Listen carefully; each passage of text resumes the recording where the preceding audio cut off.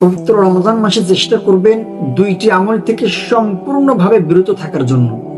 যদি এই দুইটি আমল থেকে আমি আর আপনি বিরত থাকতে না পারি, তাহলে আমার রোজাটা শুধু না খেয়ে থাকাটাই হবে, সারাদিন শুধু তৃষ্ণার তো থাকাটাই হবে, বাট ফলাফলের দিক দিয়ে হবে শূন্য।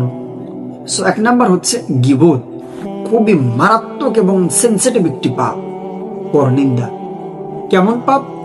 আল্লাহ তাআলা পবিত্র কোরআনের মধ্যে বলেছেন, ওয়ালা ইয়াগতাব বা'দুকুম বা'দা আইয়ুহিব্বু আহাদুকুম আইয়াকুলা লাহমা আখিহি মাইতান ফাকারিহতুমু। আল্লাহ বলেছেন, ওয়ালা ইয়াগতাব বা'দুকুম বা'দা, তোমরা একে অপরের গীবত করো না।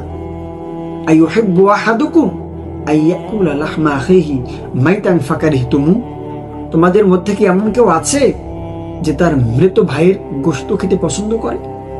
এটা শুনলেই কেমন যেন ভিন্ন রকম মনোভাব তৈরি হয়ে যায়। কিন্তু গীবত হচ্ছে এর থেকেও মারাত্মক।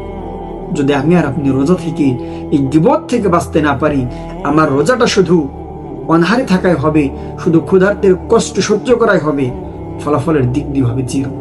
নাম্বার 2, মিথ্যা কথা পরিহার করা। অবশ্যই রোজা থেকে আমাকে মিথ্যা কথা পরিহার করতে হবে, কারণ একটি মিথ্যা সকল পাপ কাজের মূল।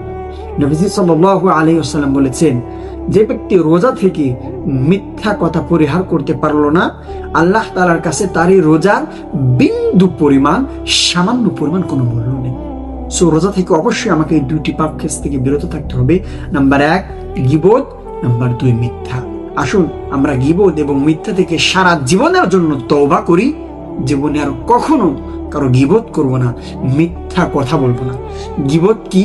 গীবত হচ্ছে আপনি আপনার আপন কোনো ভাইয়ের এমন দোষ ত্রুটি বা এমন কোনো কথা অন্যের কাছে বলা, যদি আপনি যে ভাইয়ের ব্যাপারে বলছেন এই ভাই এই কথাটি শুনে নারাজ হয়, অসন্তুষ্ট হয়, এটাই হচ্ছে গীবত। সো আসুন আমরা এই মহামারী পাপ কাজ থেকে ফিরে আসি।